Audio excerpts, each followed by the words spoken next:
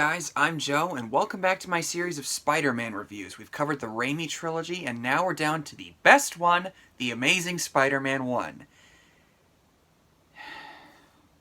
I'm kidding. But let's talk about it. Now, before I get into this review, let me just put this out here. I am well aware that there's still a lot of people out there who do enjoy this movie and its sequel. And I know that some of my viewers on here who have been following me for a couple of years, some of you guys really do enjoy this movie, or this might be your favorite Spider-Man movie out of all the ones that we've gotten. If that's the case, that's absolutely fine. I am not trying to take that away from any of you. Don't take this as me trying to ruin it for you, because that's not what I'm trying to do. All I'm basically trying to do is give my reasons as to why I personally don't enjoy The Amazing Spider-Man that much. If that's any indication, yeah, I watched this a couple days ago for the first time in a while. I'm not a fan of this movie. I'm sorry, guys. And I'm not a big fan of the sequel either, which we will talk about soon. I'm not trying to take it away from any of you guys who do like it, and if any of you who are new to my channel still do like this movie, that's cool. I don't care. And I also had to tell myself, don't go into some mindless ranting just because you feel like it. I'm gonna try my best. I might get a little upset in this review, but I'm going to try to maintain my composure. It's not gonna be easy, but let's talk about it. The Amazing Spider-Man. Well, the story is basically Peter Parker gets bitten by a spider, becomes a superhero because of Uncle Ben, and he has to stop the lizard from doing his evil deeds across New York City. The reason why I say it like that is because it's basically just like the 2002 Spider-Man film all over again. The origin, becomes a hero, all that stuff. And at the time when this was announced, I was really sad that Spider-Man 4 wasn't going to happen anymore. So I really wasn't paying much attention to the promotion and the interviews and the Comic-Con appearance that the cast had in the year 2011. I was not really impressed with what I was seeing, at least from what I saw since I wasn't really paying attention. But about a couple of weeks before this came out, I think I saw an exclusive clip when I saw The Avengers. It was the scene where Peter and Gwen are in the hallway after he shatters the basketball board. They're all flirting and everything, and then it's like, alright, I'll give this a shot. And it really plays into the whole notion that my initial hesitation was mostly because it was being rebooted so soon, and I don't really think a lot of fans were asking for this. At least not this soon. Say what you will about Spider-Man 3, but I think a lot of fans out there were willing to see Spider-Man 4 and forgive and forget. But there were some fans who believed and insisted that this was going to be the Spider-Man movie that we all wanted and deserved from day one, and that the original trilogy was something like Batman and Robin, which drives me insane when I hear that. But nevertheless, I went in willing to give it a chance, and I walked out of it going, not bad. And my mom actually said that she liked it better than the originals. But then a couple months later, when we watched it again on DVD, that's when we realized, this movie isn't as good as we thought it was. And then, as I thought about it a little more, and I started reading some of these reviews that were coming out after the initial hype, more people started to come out, guys, this isn't really that amazing. I mean, you still got some people out there, like I said, who do enjoy it, and that's cool. And in the last couple of years, people have started to look back on it and said, yeah, it wasn't that amazing. And I had a similar response about a year later where I finally realized that, yeah, I was not impressed. Even Chris Stuckman came out like a month later after he saw it and said, guys, I was wrong. I don't know what happened. But is it absolutely atrocious? No. No, I wouldn't say that. It's not something like Batman and Robin or Halle Berry's Catwoman. No. It's not that awful. But it's not exactly good either. It's just, eh.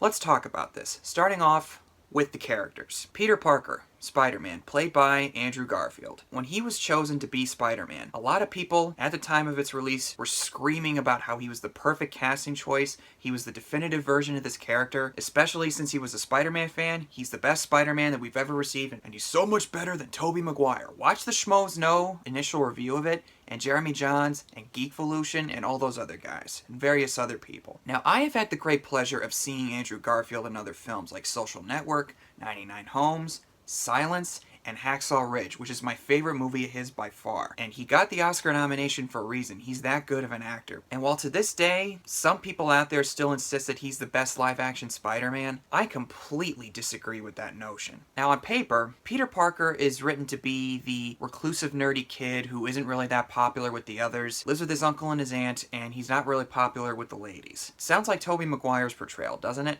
Or like the ones from the early comics. But for some reason, this movie and Andrew Garfield seem to portray Peter Parker in almost the exact opposite direction. Because first of all, he does not look like a social outcast. I don't care how many times guys like Sonic the Hedgehog 1 try to rationalize it, or even someone like Doug Walker or the Schmoes.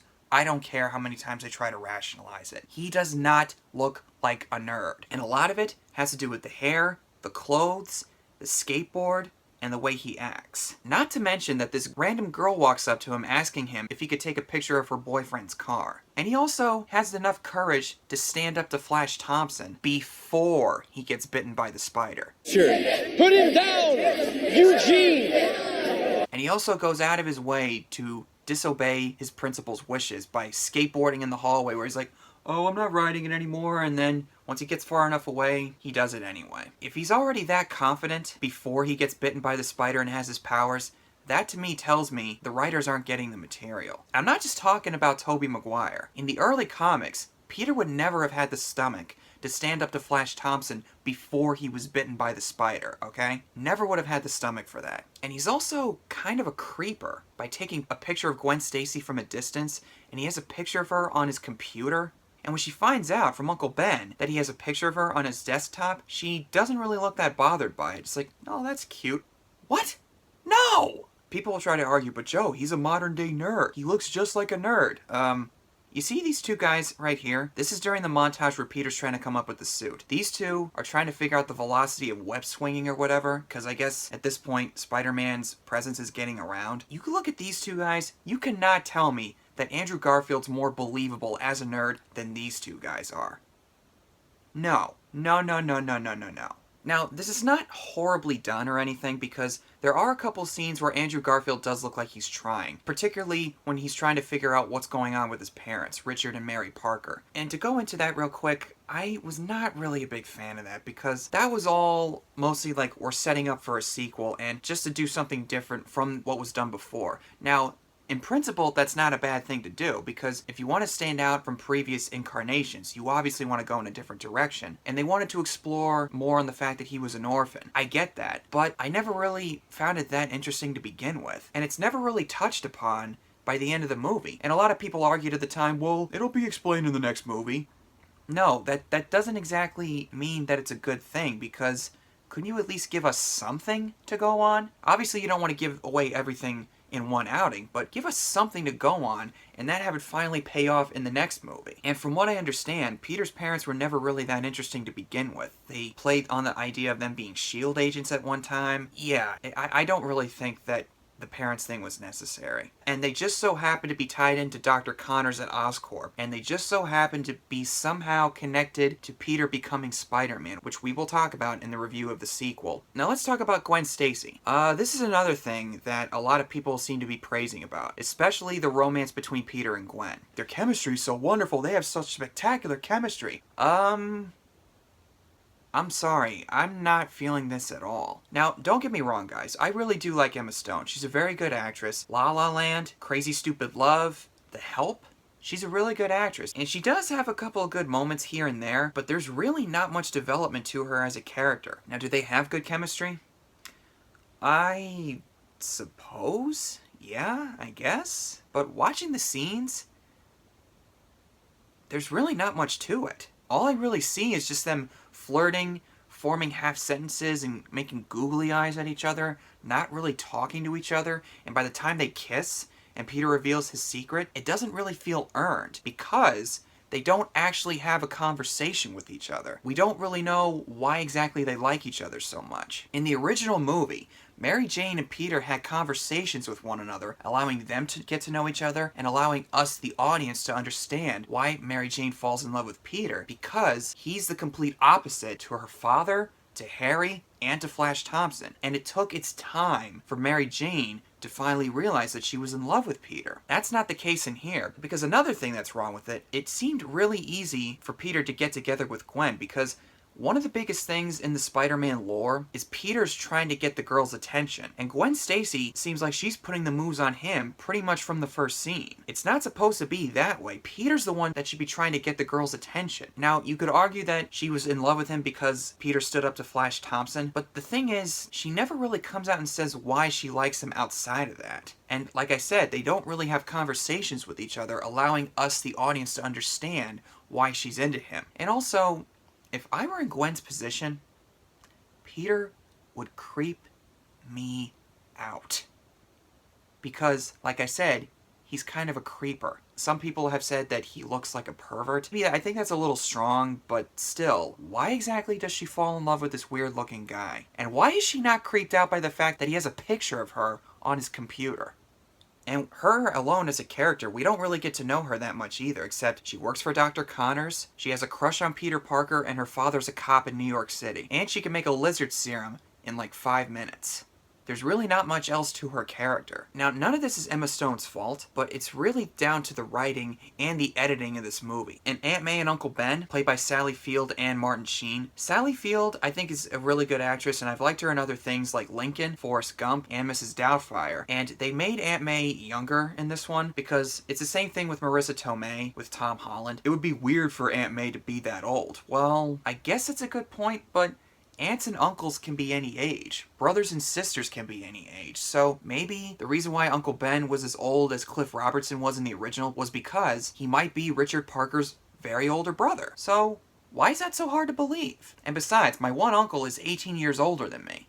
Okay, maybe that's not a good example, but my point is, aunts and uncles can be any age. So I don't really find that hard to believe. And also, it plays into the charm of the classic old school Spider-Man. They grew up in a different time, and they passed down those values onto Peter, and that's why Peter's old school, and he's not like the other kids. Anyway, sorry, I got distracted. Sally Field as Aunt May is fine, but she doesn't really have the kind of emotional punch that you need from Aunt May. Martin Sheen as Uncle Ben, he does a fairly good job. He's good in this movie. He has a couple of funny lines, and I do like the line where he's able to see that Peter got punched in the face instead of falling off of his skateboard. Come on, I know a right hook when I see one. He's got you on his computer. I'm his probation officer. Okay, that was a little funny, I'll admit that. But the thing with Uncle Ben in here is that they find a different way for him to say with great power comes great responsibility. If you could do good things for other people, you had a moral obligation to do those things. That's what's at stake here. Not choice, responsibility. If you're just gonna play on it differently, what was the point of showing us the origin story to begin with? And how he dies, I don't really feel is that impactful, because when Peter storms out of the house, it's all because of chocolate milk. Okay? Chocolate milk. And when the thief runs away, he gets scared when the guy says, "Hey, he stole from me." He drops the gun, they both look at each other, and Ben dives for the gun, and there's a struggle, and the gun goes off. The thief wasn't exactly threatening anybody, so in a way, I kind of see it as Uncle Ben's own fault. It's not really Peter's fault, which is how it's supposed to be in the comics, and how it's supposed to be all across the board. So therefore, I don't really feel it's that impactful as they were trying to make it out to be. And the thing with Peter in this movie, he's kind of a jerk. And not in a way where it was something like Tobey Maguire saying, "Stop pretending to be my father." One minute you feel like you are sympathizing with him and latching onto him, but then the next moment he'll do and say something that completely contradicts what he was like 5 minutes ago. Such as him hanging up on Uncle Ben when he calls him while he's at Dr. Connor's lab. Even when I saw this on opening day, that moment really, really bothered me. And how he's really rude to Aunt May, and the fact that he won't tell her where he's been. You know, obviously you don't want to give away that secret, but still, keeps going back and forth,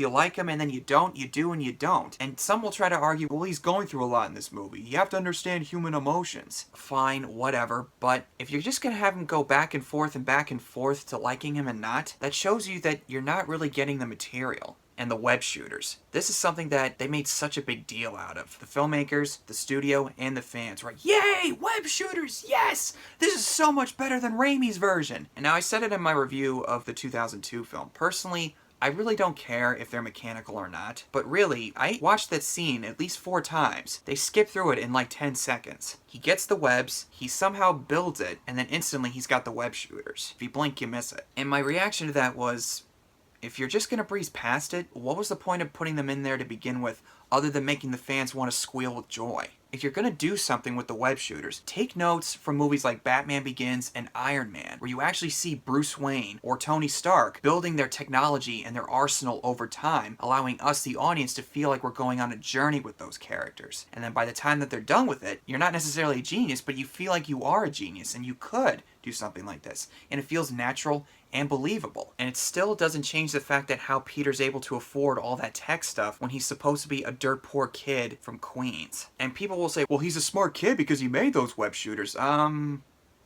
Being smart doesn't necessarily make it better than other versions. Just because you're smart does not make you a well-written character. We'll talk more about his intelligence in The Amazing Spider-Man 2. And then also, he kind of gets the answers from other sources and takes it as his own idea, such as him figuring out the formula with Dr. Connors. How did you come up with this?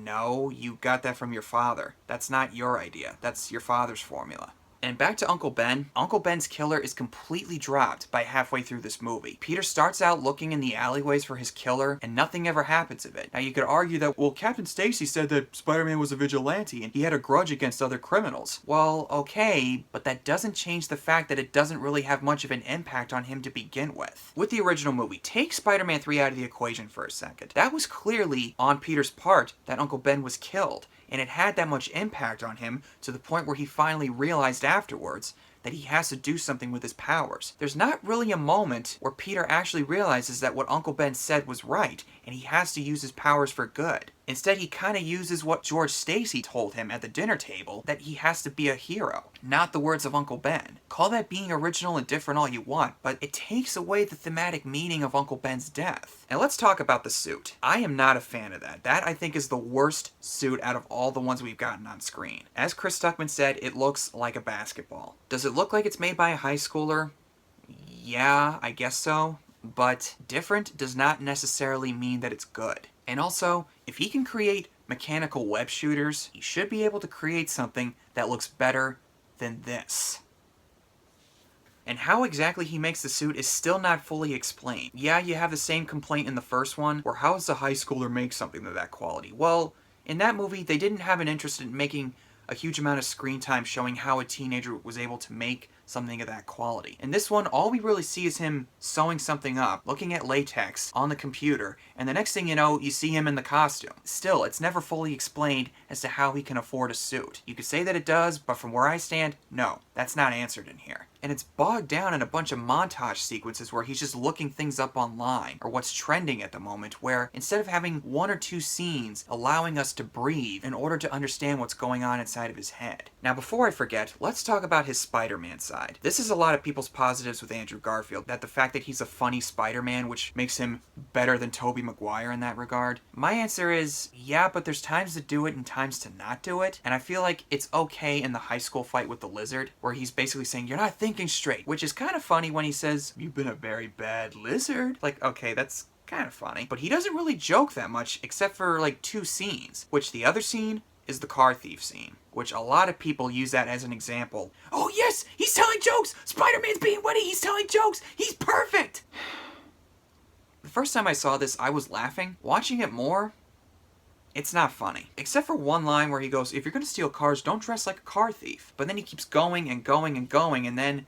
Just let me go. Is that a knife? Is that a real knife? Yes, it's a real knife. My weakness, it's small knives. Just let me go. Anything but knives! They're just like talking over each other, and it gets to the point where he jokes and jokes and jokes so much to the point where it's just obnoxious. And I just wanted to slap him upside the head and say, dude, can you take this seriously for 5 seconds already? And also, if he had any kind of indication that this is his uncle's killer, he wouldn't have clowned around about it. Of course, the argument is, but Joe, he's supposed to be that way. He's supposed to joke to the point where he doesn't know when to shut up. I know that. That excuse has been made for like quite some time, but that doesn't change the fact that he does it to the point where it's just obnoxious, and he doesn't really sound that concerned about doing as little harm as possible. And there's something about this scene that's always bugged me, is how it cuts for some odd reason, like this. Watch. No! Stop it! Dude, that isn't funny! It is. Has anybody ever noticed that? Or am I just going crazy? Because I think it's just another indicator that Sony really got their hands in this pot too much. Which, if you watched any of the trailers before this came out, you know that there's a lot of scenes in those trailers that didn't make the final cut, such as Irfan Khan vaporizing into thin air, who, from what I understand, is very famous in the country of India. I've seen him in Jurassic World and Slumdog Millionaire. But most of the movie, it's basically him saying, Norman Osborn is dying, you have to create this and do it fast. Which also, we never see Norman Osborn in this movie, and we're somehow supposed to care about his situation, which plays into Dr. Connor's character, which... let's talk about that. Dr. Connors is the worst written villain out of all the Spider-Man movies that we've got. Because basically, the motivation for his character is trying to regrow his arm. Now, this has been a common thing for the Lizard throughout Spider-Man's comic book history. And eventually, he injects himself and becomes the first human trial. But the problem is, all development to this character is given over the fact that he has to regrow his arm. And once that happens, he's not really given much else to work with here. In the comics, he has a wife and a son, which gives you a reason to care about him, and there were some scenes in this movie that had some of that stuff, where he had a son, and it's like, why did you cut that out? That actually makes us care. And like I said, there's no other reason to care about Dr. Connors, which somehow he becomes insane and starts getting voices in his head, and for some reason comes up with the plan of turning all of New York into lizard creatures. What?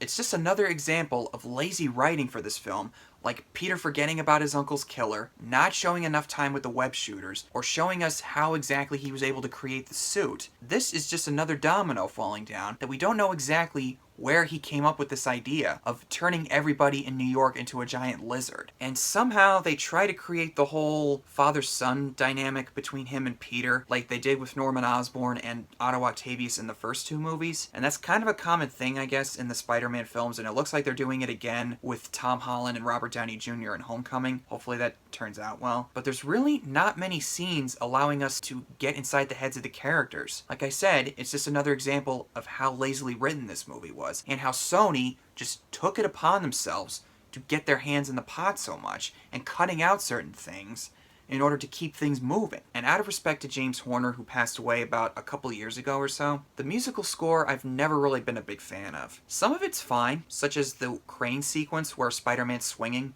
but there were a couple times where I couldn't help but notice, this sounds a little bit like Titanic. I don't know, maybe I'm just going crazy, but I've never been a big fan of that score, and following in Danny Elfman's footsteps was not going to be an easy task to begin with, similar to following in John Williams' footsteps with the Superman theme. Doesn't change the fact, though, that the score doesn't really leave much of an impact on me. Now let's talk about Mark Webb's direction. Now, Mark Webb is known for 500 Days of Summer, which I admit I have not seen, but I also saw Gifted recently that he did with Chris Evans and Octavia Spencer, and I quite enjoyed that movie, to be honest. Now, I know that he was trying to make the best movie possible, because if you watch him in any interviews that he did at the time while doing these two movies, he looked like he really was trying. And there are a couple scenes throughout where you could tell that he was trying, which I'll talk about in a little bit, but thanks to Sony, there's really not much to stick out as far as his directing style. It just comes off as a product for Sony, or in some cases a music video with alternative rock songs. As opposed to someone like Sam Raimi, who you can clearly tell with certain camera angles, certain camera movements and transitions, or certain characters or certain moments, you can tell that it's a Sam Raimi movie. Now, not every director has to have a distinct style or anything, but there's really not much that sticks out and doesn't make it feel that unique from the other Spider-Man movies. And also, the fact that this movie is very dark and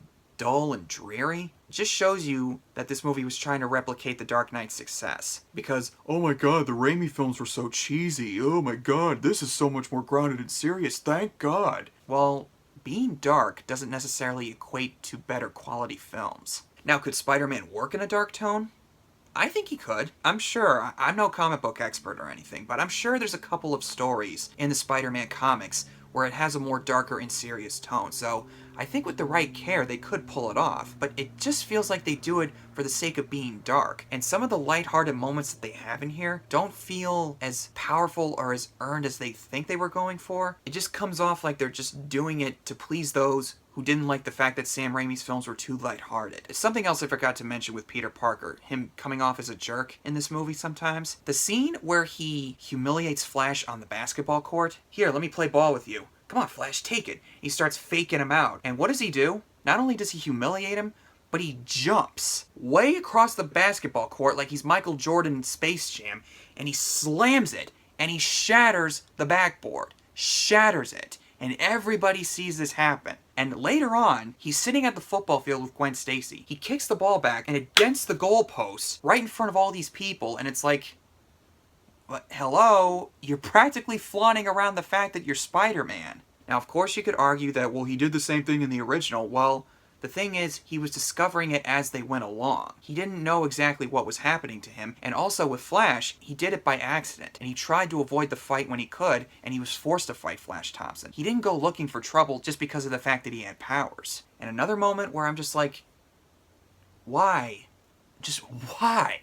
When he's caught by the cops, and they have him handcuffed on the ground like this, they take off his mask, and all of a sudden he starts doing these flip-flops around the air, knocking them out. All these cops are right beside him, and they're watching him. He doesn't have his mask on. How exactly do they not see his face? Not even just a flash or an image of any kind?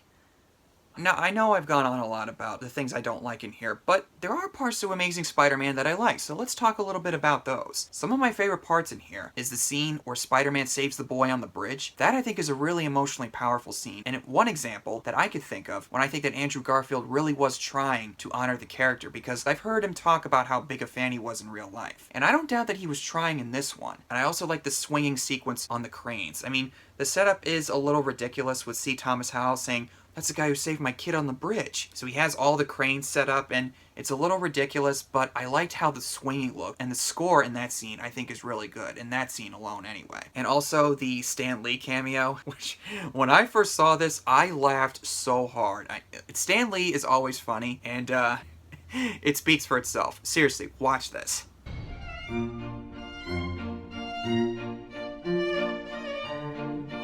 When I first saw this, I went,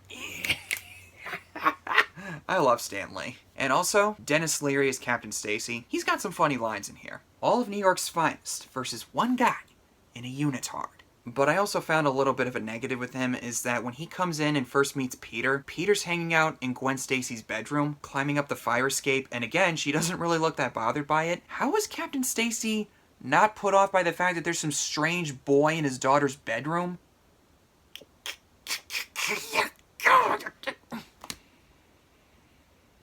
Nevertheless, though, when he shows up to save Spider-Man from the Lizard in the final minutes of the movie, it actually feels a little bit like there was some emotional weight there, since he was issuing out an arrest warrant for Spider-Man, and then when he discovers who Peter Parker was, he decides to help him out. And so his death, in a way, feels a little bit emotionally powerful. Just a little bit, because I feel like he was the only character that was actually worth investing in, at least on my end it was. But also, the thing with this climax is not only that does it not feel emotionally powerful because we don't really know why the Lizard wants to turn the whole city into this. He turns these cops into lizards with this gas, and we don't see exactly what was going on while this big fight with him and Spider-Man was happening. Could we get the release of lizard cops, please? Lizard cops. And also, the action sequences in here are not really that interesting to watch. It comes off very flat, and there's a long stretch of time where there's no action sequences in here. It takes until maybe an hour and a half into this movie to finally see something worthwhile happening as far as an action set piece in the high school. In the previous Spider-Man films, you had Peter chasing after his uncle's killer, the Times Square scene, the bank heist scene, and then the train scene and the warehouse scene. You get the idea. This one takes about 94 minutes for there to be actually something happening on that standpoint. Which plays into another thing, the origin story being played in here. When I was watching this, I actually found myself tapping my foot just waiting for something to happen. Something interesting to happen here. There was no reason to tell the origin story in here again. There was no reason for that. We've already seen it before. There's no reason to see it again. 2002 was fine because not that many people at that time knew what Spider-Man's origin was. So it was okay for them to go through those initial steps. If you want to show the origin story again, at least put a different spin on it, or at least have something to hook you in and pull you in as to what's happening. Otherwise, what was the point of sitting through all of that? Oh yeah, and another thing. Peter discovering his powers by slamming his alarm clock, breaking the faucet, and taking the keys off his keyboard. That's just another example of slapstick humor that I think comes off as really obnoxious. So in the end, Captain Stacy dies, and he makes Peter promise to stay away from Gwen. So at first he does, and she's clearly not happy with him, since it was her father's funeral. But then 5 minutes later, after walking by her in the hallway, he shows up late for his class, and his teacher says, "Don't make promises you can't keep, Mr. Parker." Gwen's sitting in front of him. Listen to what he says. Yeah, but those are the best kind. Okay, class, open your books. Let's begin on page 1. It really puzzles me as to why they actually made him break his promise to Gwen's father. It's like, what? Why would you have him do that? It's just, oh my God. But what does that tell you? He has no arc. Just when you think he's about to learn his lesson, he says or does something that completely contradicts what he was doing. He doesn't learn anything. Now guys, I do apologize for sounding very negative, even though I warned you that I was going to get upset a little bit in this review. But in all honesty, Amazing Spider-Man is not on the level of Halle Berry's Catwoman. It's not Batman and Robin, and it's certainly not Elektra, okay? It's not that bad. I just find it to be a very, very below average movie. I really mean it when I say that. Upon retrospect, I found it very forgettable and very disappointing. But again, if you guys do like this movie, that's cool. I may not entirely understand it, but that's just me personally. You can like it as much as you want. I'm not trying to take that away from you guys. I just don't really care for it personally. And I'm also probably going to cause some controversy here, but if you want to know what do I prefer, this movie or Spider-Man 3, well, personally, I would rather choose Spider-Man 3 over this movie. I don't necessarily like Spider-Man 3, but the thing is, with the villains, you actually understand their motivations for hating Peter. And most of the characters do have development given to them, even though there's a lot of them and it's messy. And Peter actually comes out feeling a sense of regret by the end of the film. I wish I could say the same in this one, but I can't. Yeah, I said it. But I would like to know, what are your thoughts on Amazing Spider-Man? Do you love it, like it, think it's okay, or do you hate it? Whatever your thoughts are, I am prepared. So comment below and tell me what your thoughts are, and stay tuned for The Amazing Spider-Man 2. Oh, mother of God. But in any case, tell me what your thoughts are in this film down below, and I will see you guys next time.